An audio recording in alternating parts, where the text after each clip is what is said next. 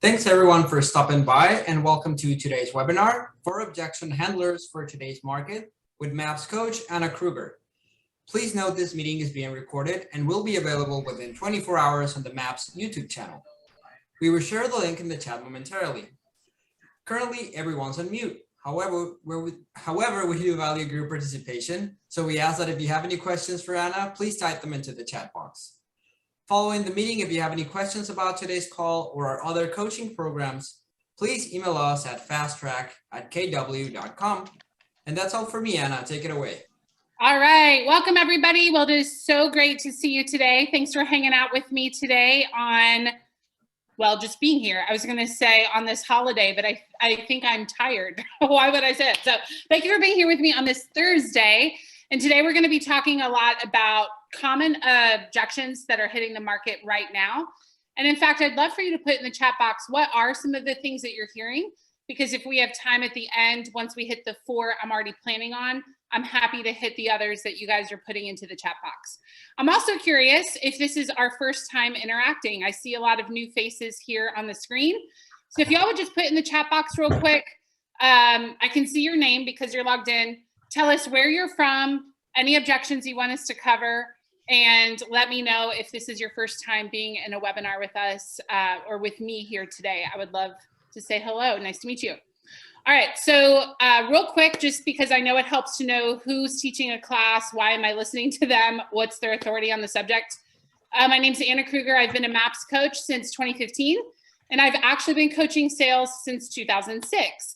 And my one thing is lead gen, lead conversion. So I have functioned in the inside sales role where 6 hours a day you're talking to leads. And so that's why I'm bringing this to you today is I've heard the objections right there along with you. And today we're going to talk about how do you overcome them. One quick thing, if y'all can just make sure you're muted. I am getting some background noise, so that would be helpful. Grab pen and paper. You're definitely going to want to take notes. And then real quick before we jump in, make sure you stay till the end because for the first time ever, I have a special gift for you guys specific to people that are live on today's webinar. And I'm going to announce what that is at the very end of class today. So make sure you stay till the end and we will be done here in 27 minutes. Y'all have your pen and paper? Are you ready? Okay, let's go. So I have a question for you and I want you to utilize the chat box. So let me pull that up here. I want you to tell me what do you think the deeper reason is when someone says, I'm concerned about interest rates? Use the chat box for me. Type in there what you think they actually are saying. So what's the meaning behind the sentence, I'm concerned about interest rates? And I'm going to wait just a second to see what y'all have to say.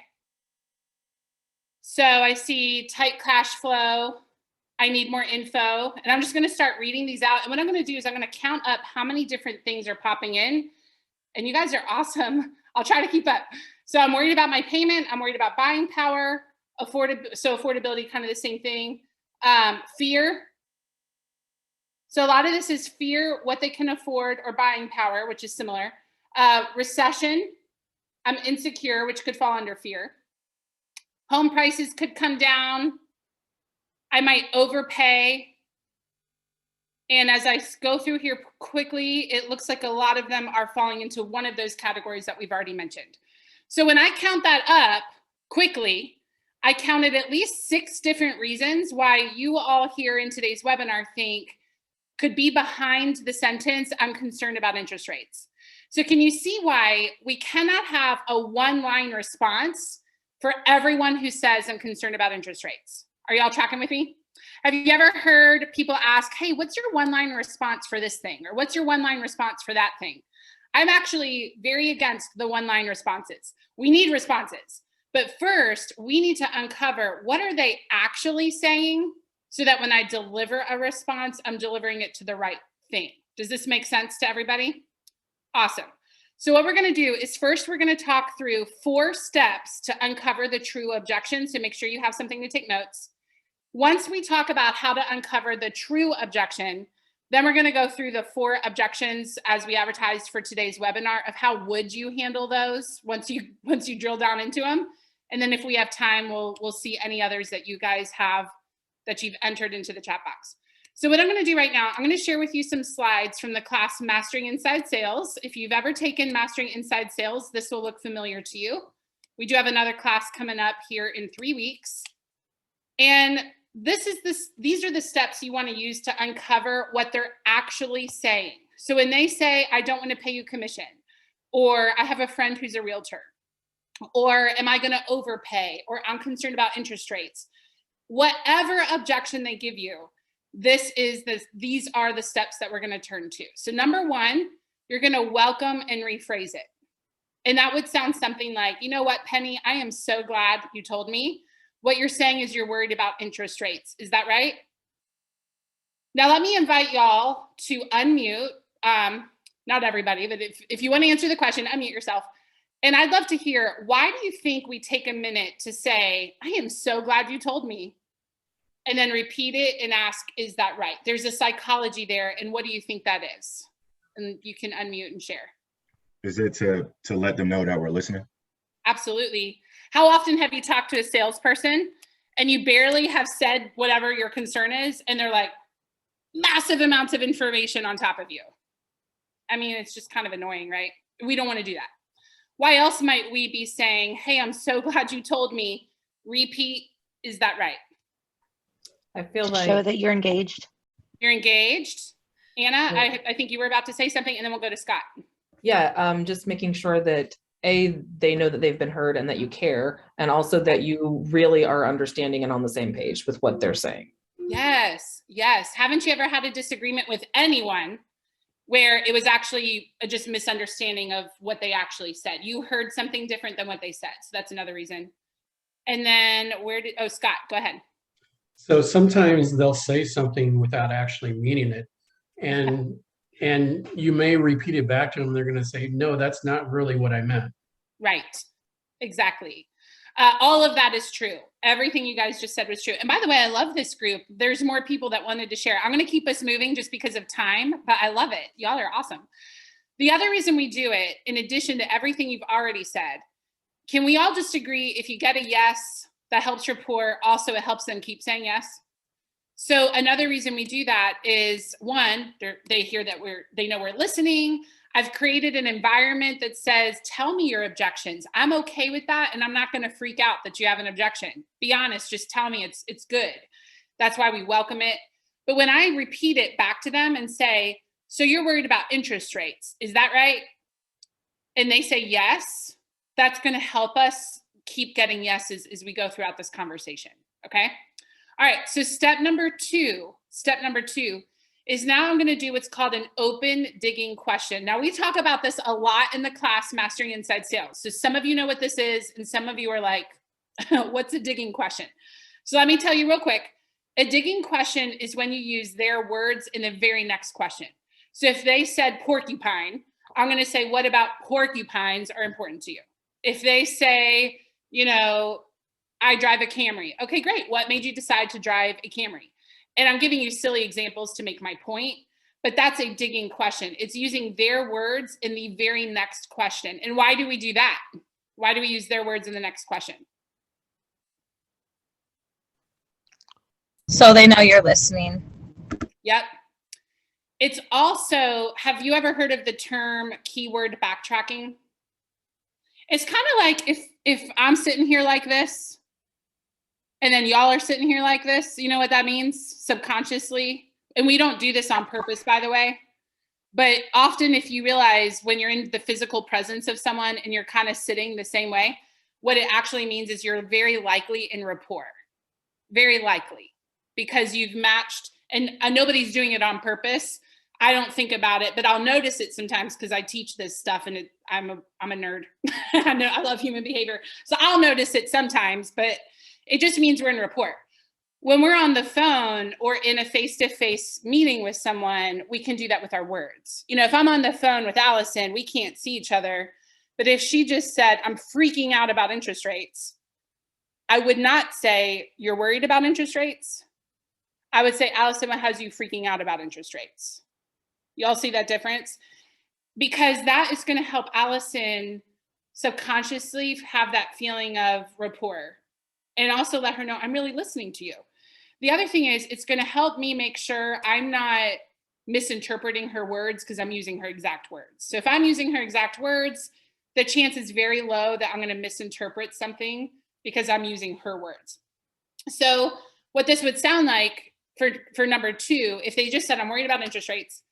Number 1, hey, I'm so glad you told me. So what you're saying is you're worried about interest rates. Is that right? Yes. Okay, cool. What about interest rates concern you? And then if they said, I might overpay, I don't know, or maybe they say I can't afford it. Okay, what makes you believe that you won't be able to afford a home because of interest rates? And maybe they say, I just need my monthly payment to be below $1,800. That's pretty realistic, right? I feel like this is a common conversation that we could have. So now let me ask you a question. What is this person's actual concern? And you can either unmute or use the chat box for this. Money. Money. And specifically, what about money? Paying more. Affordability. Affordability. And if you're using her exact words, or my exact words, I'm being the buyer and the agent, what's the actual number that she needs a month? $1,800. $1,800. So is it really interest rate or is it $1,800? $1,800. Monthly payment. Bingo. Can y'all see why I get hives when people are talking about when they say they're worried about interest rates, here's your one-line response. Do you see why that that will work for a percentage of people, but probably like 20% or less? Because in this group, we had 6 different reasons someone might say they're worried about interest rates, right? So you eventually will have a response, and we're going to talk about those in just a second. Yet you can't deliver that response until you've dug down to know what they're really actually saying, okay? There's one more step. Make sure you guys are writing these down. Don't take a picture of the slide because that will shorten your learning. You really do want to write this down. It'll help you remember it. There's 2 more steps. Number 3 is summarize.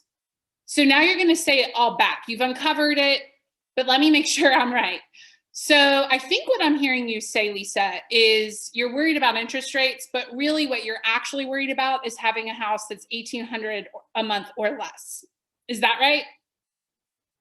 And this gives them a chance to either say, yeah, that's totally right.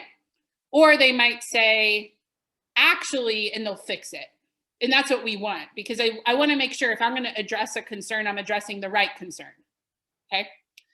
And then the 4th step is called a conditional close.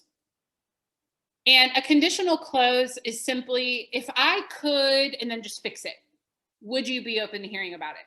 So in this example, it would be like, hey, Melinda, if we could help you find a house that fits your criteria and it's below $1,800 a month, regardless of the interest rate, it's under $1,800 a month, would you be open to hearing about that?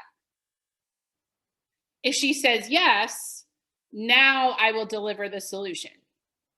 Okay, now my response is coming. If she says no, that means there's probably another objection hanging out that we just haven't heard about yet. Y'all work with buyers and sellers. Isn't it normal for them to have multiple objections? Right? Can you show that screen real fast? Can you share that screen again real fast? Yep. Here you go. Thank you. You're welcome. Here you go. So this is the step. Now, what I would love to do is to demonstrate this for you all with a role play partner. Here's the rule of the role play. And this will help you with every time that you practice, by the way. When you have a new pattern, think of it like you're teaching your children to ride their bike for the first time. We don't send them mountain biking, right? We're not like, here you go, 5-year-old, let's go to the mountains and go biking today. We don't do that. We start off in the driveway, right? Because when you're learning something new, you're just trying to get the mechanics of it and see how it functions. So what I would love to do is demonstrate this for you and have someone have an objection for me.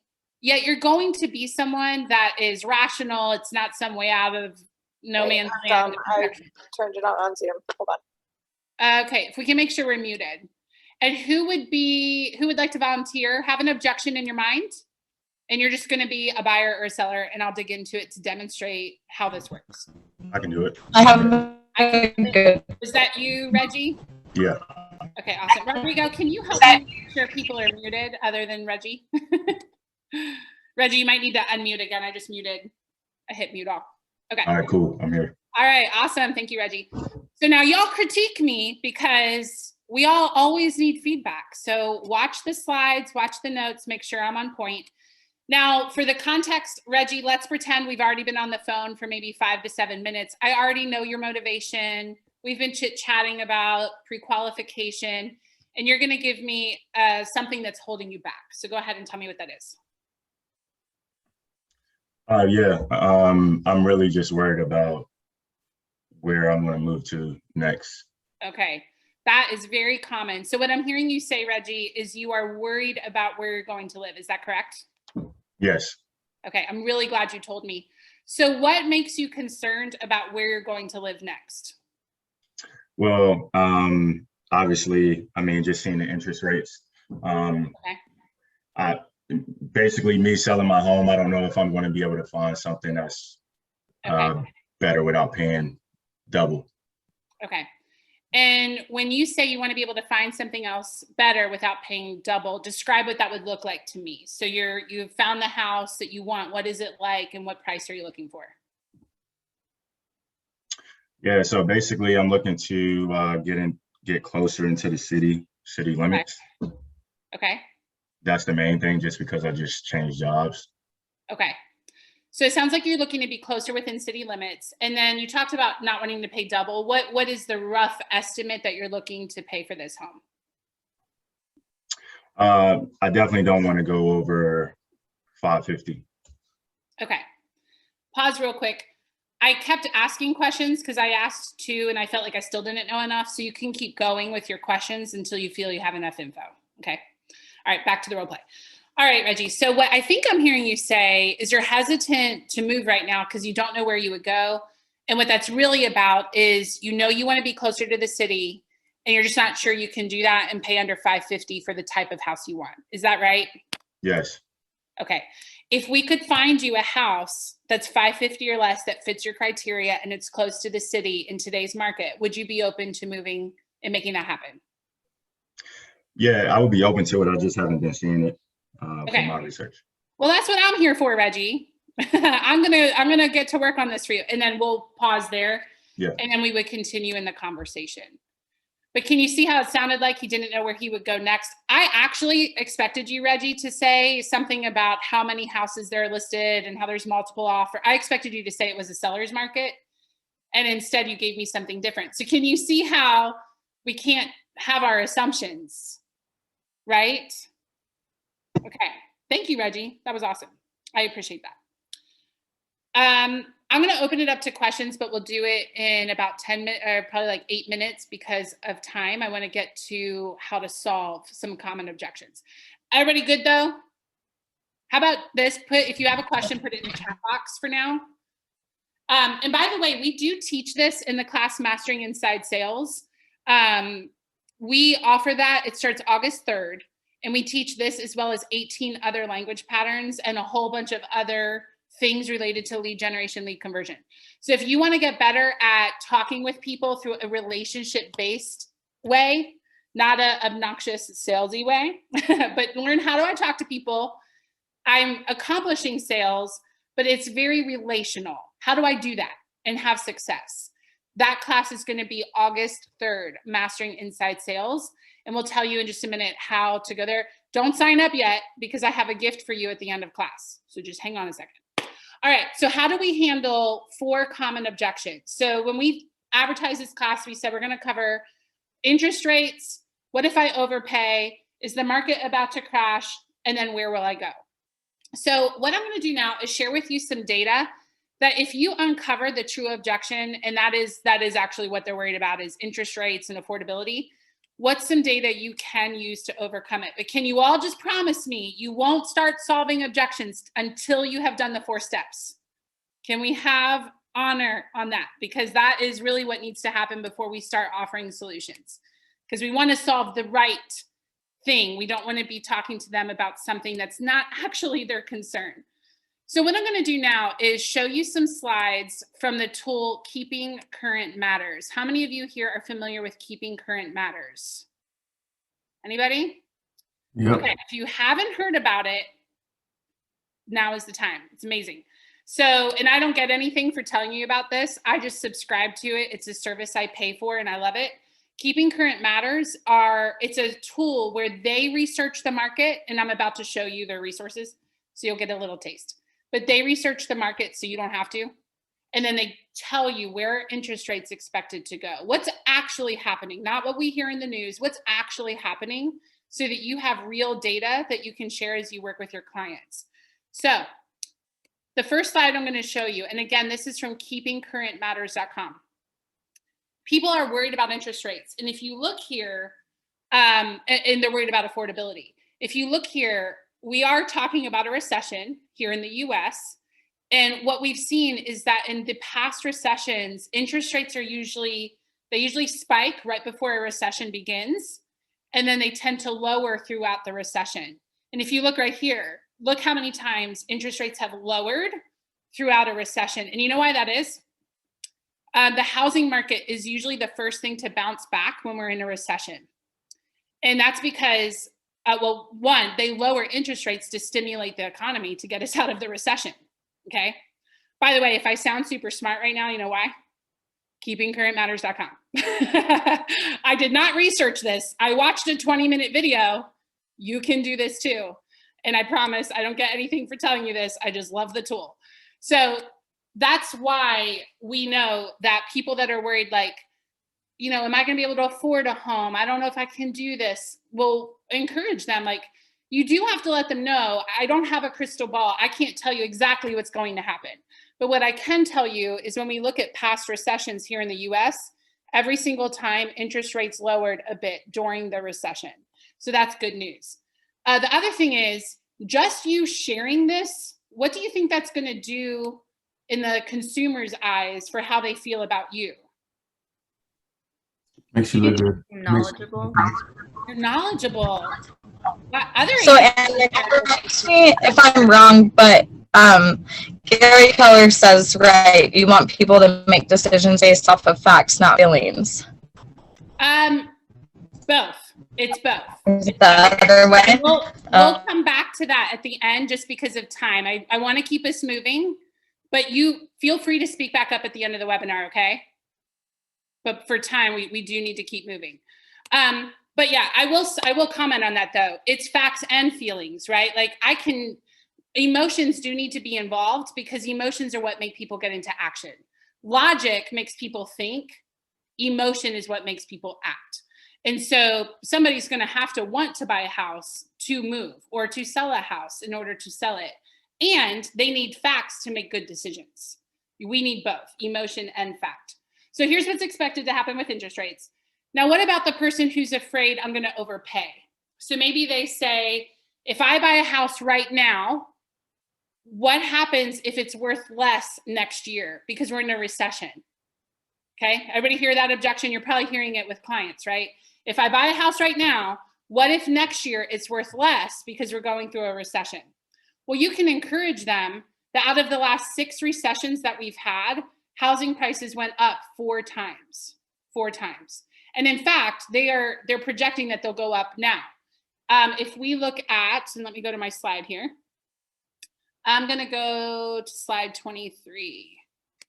This is what they're expecting December of 2022 through December of 2026 as far as home price performance. So if you have someone who says, I want to wait because I think if I wait, that'll ensure that I don't buy high and then next year it's low. What we actually know is they're expecting prices to continue going up year over year over year, all the way through 2026 where this data ends. What I would encourage you, this is how you can describe the market. Think of it like we've been in a car driving 100 miles per hour. And can we all just agree, I'm a sports car person. I like driving fast, but can we all just agree if you're driving 100 miles per hour all the time, that's actually not safe. It might be fun, but it is not safe.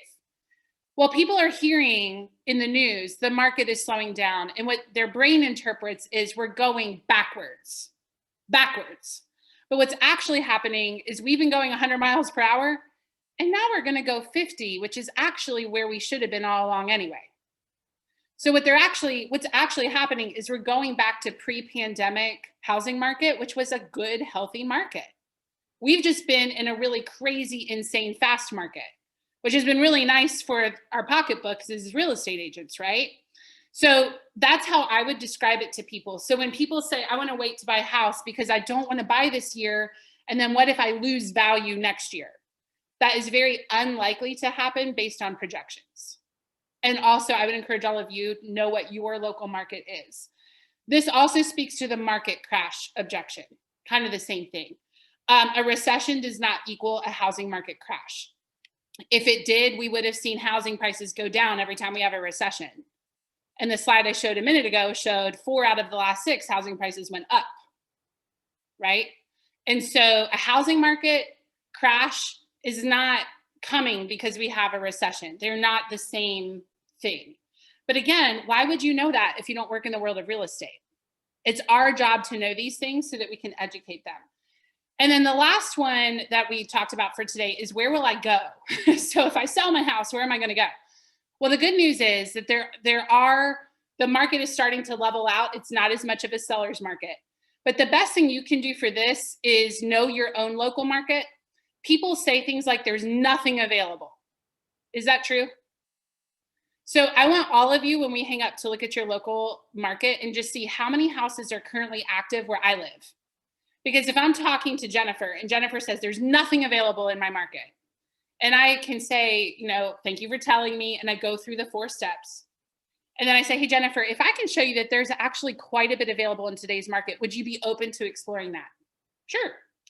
Well, I can tell you, Jennifer, right now today in the Greenville, South Carolina MLS, there are actually 2,004 homes listed.